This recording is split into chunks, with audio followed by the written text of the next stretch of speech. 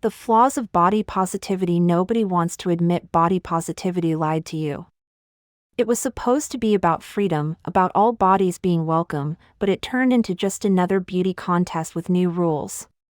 And if you've ever felt like body positivity wasn't made for you, congratulations, you were right. Hit like if you're already tired of the lies, because we're about to get real. Disclaimer: this is not about saying people don't deserve respect. Everyone deserves dignity, period.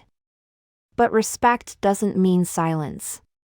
If body positivity is supposed to be about truth, then let's actually tell the truth. Some of you will get triggered, and that's fine. Drop your angry comment, subscribe out of rage, but don't look away, because this is the conversation no influencer dares to have. Part 1: All bodies? Not really. Body positivity loves to scream all bodies are beautiful, but in practice, it only uplifts one kind of body: bigger ones. And not even all bigger ones, just the Instagram thick kind with curves in the right places. The ones brands can still sexualize and profit from. If you're naturally slim, you're erased or demonized.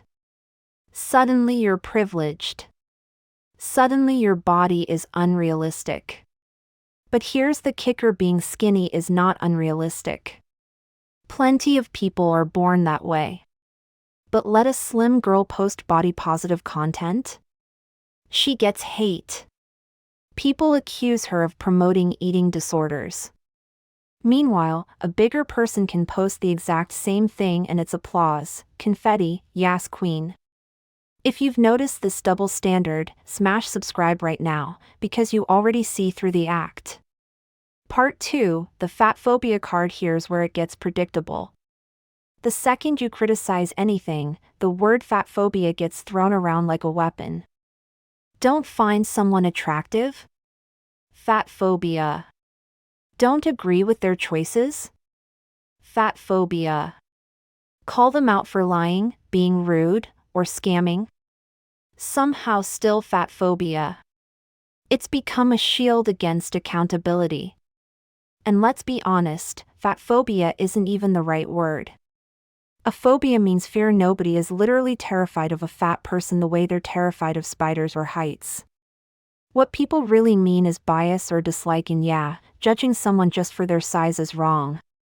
But twisting every critique into fatphobia makes the word meaningless, and it shuts down real conversations about health and responsibility.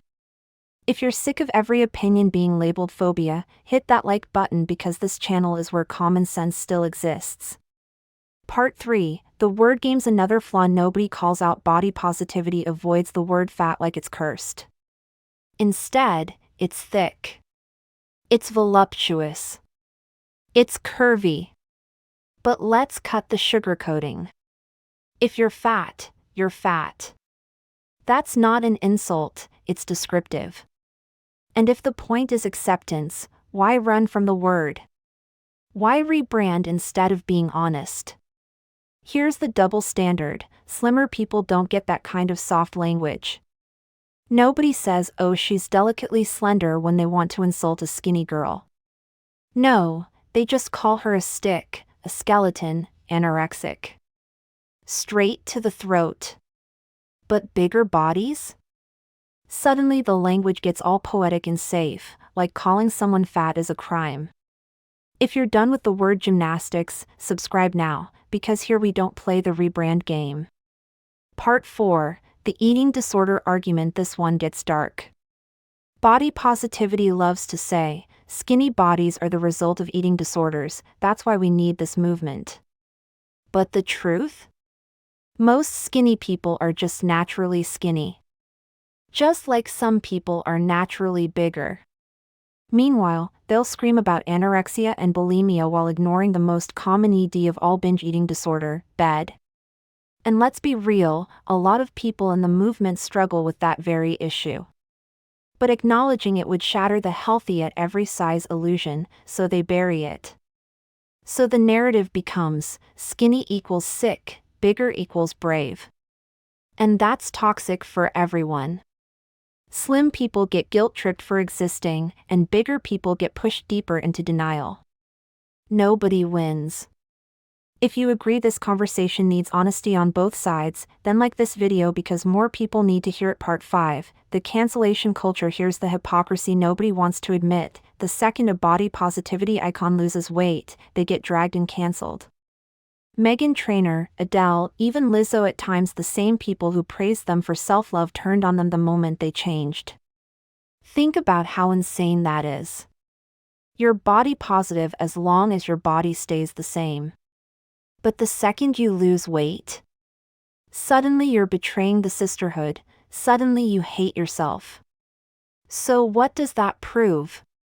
That body positivity isn't about loving your body, it's about keeping their narrative alive. And if you dare to step outside it, you're done. If you're tired of fake empowerment that only works if you never change, subscribe because here, we don't cancel people for taking control of their own bodies. Part 6, the bigger picture. Here's the bottom line. Body positivity has become a cage disguised as freedom. It tells you what you're allowed to feel, what you're allowed to want, even what you're allowed to say about yourself. It punishes slim women for self-love. It cancels bigger women who change.